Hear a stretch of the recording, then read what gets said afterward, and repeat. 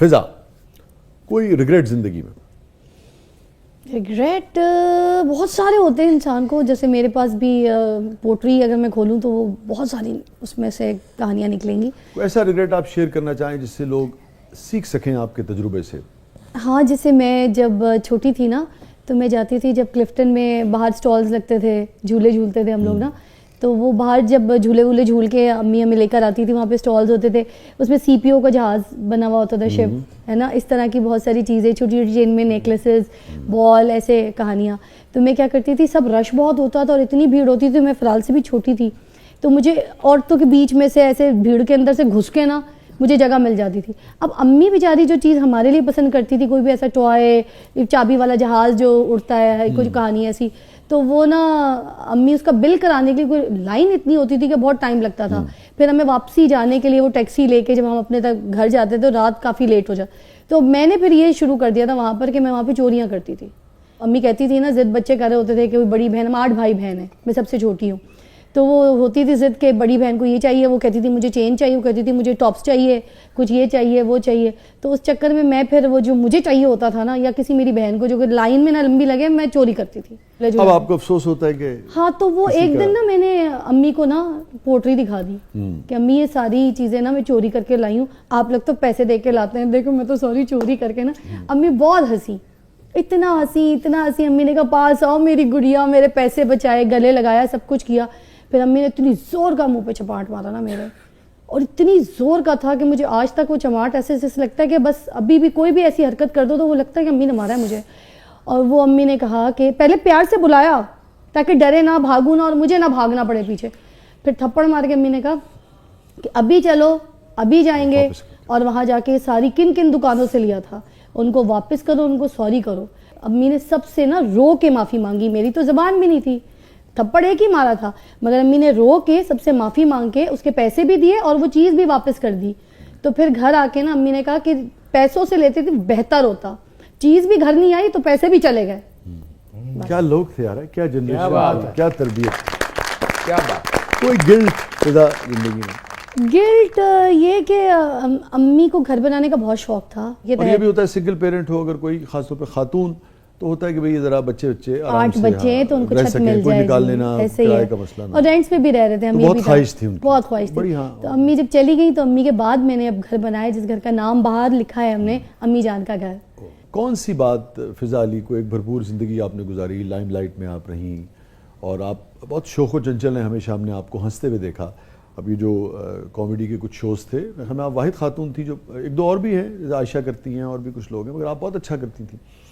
تو مگر کون سی چیز بہت زیادہ اداس کر دیتی ہے، جسے کہتے ہیں نا کہ جسے یاد کر کے یا جو یاد آ جائے، حافظے میں آ جائے تو آنسو ضبط کرنا مشکل ہو جاتا ہو؟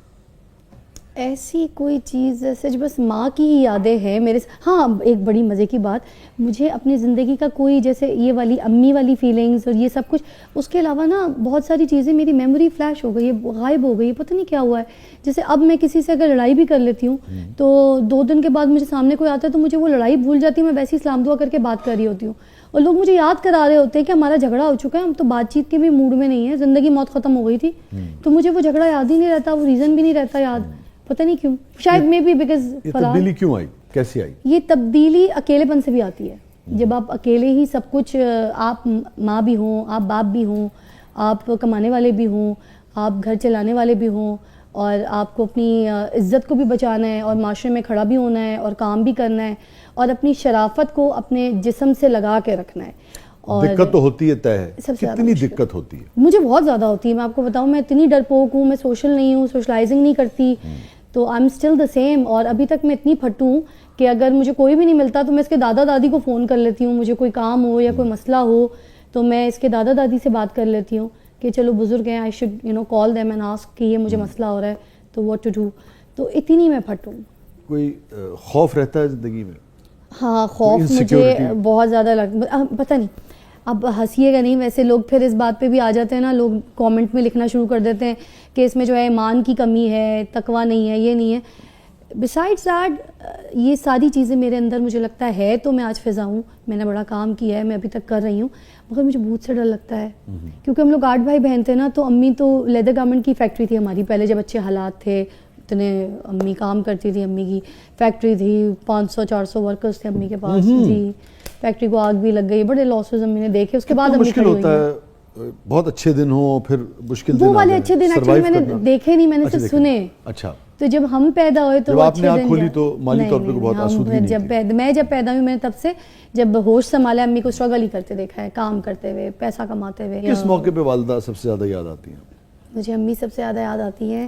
امی کہتی تھی رو گی تو ماروں گی, امی کہتی تھی چوٹ لگی ہے کچھ بھی ہے, رونا نہیں ہے, رو گی تو میں ماروں گی, آواز آئی نا رونے کی تو میں ماروں گی. تو میں روئی کبھی نہیں ہوں. مجھے وہ جو ایک رونا ہے نا امی کے آگے, اتنا میں مس کرتی ہوں کہ کاش ابھی میری امی میرے سامنے کھڑی ہوں اور میں کچھ نہ کروں, پیار محبت بھی بعد میں, پپی چمی بھی امی کو بعد میں کروں, مجھے پہلے رونا ہے امی کے گلے لگ کے. بہت یاد آتی ہیں کہ بس مجھے اب وہ جو میں رو نہیں سکی نا, وہ جو بھڑاس, وہ بہت کچھ ہے جو مجھے امی کے سینے سے لگ کے رو کے تسلی ملے گی. وہ کندھا, وہ سینہ نہیں ملتا. امی کی چھاتی چاہیے, لگنا ہے, پھر رونا ہے, پھر مجھے لگتا ہے میں ہلکی ہو جاؤں گی. ایسے نہیں ہوتی. وہ کتھارسس کبھی نہیں ہوا؟ ہاں, کیونکہ میں رو نہیں پائی نا اس کی وجہ سے, بہت ساری چیزوں پہ اس کی وجہ سے رو نہیں پائی, کیونکہ کمزور ہو جائے گی. تو بہت جگہ کنٹرول کیا ہے, اسٹینڈ لیا ہے کہ نہیں, I have to be like Farhal. جیسے فرحال جینا چاہتی ہے, رہنا چاہتی ہے, جیسے دکھنا چاہتی ہے, لائک اس کو جو پسند ہے میں وہ کرتی ہوں. کوئی ایسی بات جو فضا آپ زندگی میں کسی سے, اپنی والدہ سے, کسی دوست سے, کولیگ سے, کسی سے بھی کہنا چاہتی ہوں, کسی جھجک کی وجہ سے, کسی اور وجہ سے؟ بعض اوقات لوگ رابطے میں نہیں رہتے, زندگی میں نہیں رہتے, کبھی نہ کہہ پائی ہوں, آپ کہنا چاہتی ہوں, تو آپ ہیں اور کیمرہ ہے, آپ کہہ سکتے ہیں. شہرت بہت بری چیز ہے, آپ سے آپ کے رشتے بھی چھین لیتی ہے.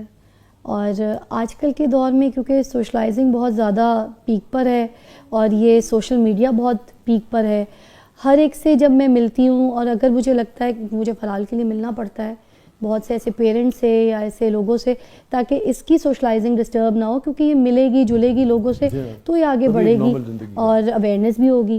تو مجھے جب ملنا پڑتا ہے تو مجھے 2-3 چیزیں جو بہت بادر کرتی ہیں کہ میری پرسنل لائف کو شوٹ کر کے اپلوڈ کرنا اپنے اکاؤنٹس پہ, یا پھر فرحال کو اگر کوئی مل رہا ہے تو اس کی ویڈیوز بنانا اور اس کو بس یہی بولنا کہ ادھر کھڑی ہو جاؤ, ادھر سے چل کے ادھر آ جاؤ. یہ تو میں نے اس کو بہت اسٹرکٹلی کہا ہوا ہے کہ ماں کے علاوہ کوئی تمہاری ویڈیو نہیں بنا سکتا, نہ پکچر بنا سکتا. جہاں ہی جاتی جب چپکے چپکے ہوتا ہے یہ سب کچھ, تو پھر میں اس کو منع کر دیتی ہوں, آ کے بتاتی تو ہے. تو یہ جو چیزیں ہو گئی ہیں اب, یہ سارا کچھ بس سلو مو, ٹک ٹاک اور پکچر کے حد تک رہ گئی. اگر میں کہیں جاتی ہوں مجھے کوئی کھانے کو تو نہیں پوچھتا, مجھے عزت سے کوئی بٹھاتا تو نہیں ہے. اگر 2 منٹ بٹھا لیتا ہے تو اس کے بعد اپنے خاندان کے ساتھ مجھے 1-1 گھنٹہ 1.5 گھنٹہ سیلفی کے لیے چھوڑ دیتا ہے. کوئی مجھے یوں نوچتا ہے, کوئی مجھے یوں نوچتا ہے, کوئی کہتا ہے ایسے بھی کریں, ادھر بھی ہنسیں, ادھر بھی بولیں, ادھر بھی کریں.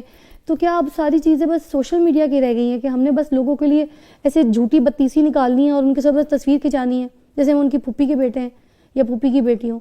تو یہ چیزیں مجھے بہت بری لگتی ہیں کہ انسانیت کا رشتہ جو پہلے ہوتا تھا کہ ہم ملتے تھے, سلام دعا, ایک دوسرے کے حال احوال پوچھتے تھے, اب وہ کچھ نہیں. ہم نے کہیں جانا ہے تو بس ہم یہ سیلفی اور پکچر, ایک ویڈیو, پلیز ایک ویڈیو, یہ بول دیں گے آپ میرے بچے کے لیے, یہ بول دیں گے میری بچی کے لیے, بس یہی رشتہ ہے. کوئی ایسا خواب فضا جو زندگی میں آپ سمجھتی ہیں کہ ہوتا ہے نا کہ کچھ چیزوں کا ایک مخصوص وقت ہوتا ہے جو آپ سمجھتی ہیں کہ وقت گزر گیا اور وہ خواب اب پورا نہیں ہو سکتا, اور اس کی ایک کسک رہتی ہے؟ میرا خواب ایک شوق تھا مجھے بچپن میں. مجھ سے ٹیچر جیسے اگر پوچھتے تھے کیا بڑے ہو کے کیا بنے گی, تو میں کہتی بڑے ہو کے میں دلہن بنوں گی.